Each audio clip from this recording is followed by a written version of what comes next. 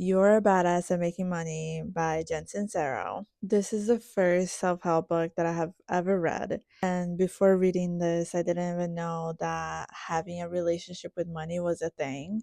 And I know that now it's a very mainstream idea. Everyone talks about your relationship with money, but keep in mind, I read this book in 2017, and back then people weren't really talking about this. And my favorite quote from this book is: "The walls of your comfort zone are lovingly decorated with your lifelong collections of favorite excuses."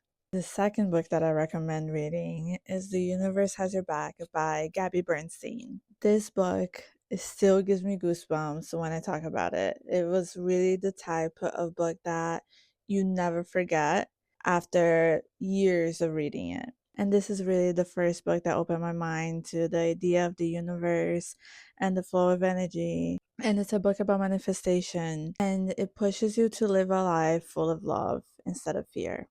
And my favorite quote from this book is: "Trust that your wounds are exactly as the universe planned, so that you could show up for them with love and remember the light within." The third book that I recommend is The Slight Edge by Jeff Olson.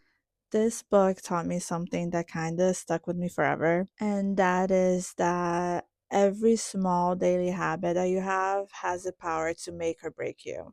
And I know that may sound very obvious at first, but he breaks it down in a very much deeper way that motivates you, to the point that now, years later, I still think of how I can make little changes on my day to day to build better habits.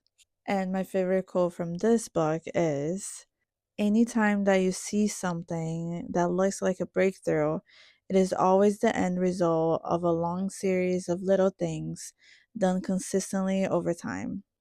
Now, last but not least, Becoming Supernatural by Dr. Joe Dispenza. Shocker, I know. I think that this book is truly a sea of knowledge, and I learned so much from it. I love how Dr. Joe Dispenza is able to explain the universe and the flow of energy in a very scientific way. He definitely helps you understand in a way that is more grounded and more logical. And my favorite quote from this book is: "The only way that we can change our lives is to change our energy. To change the electromagnetic field we're constantly broadcasting. In other words, to change our state of being, we have to change how we think and how we feel."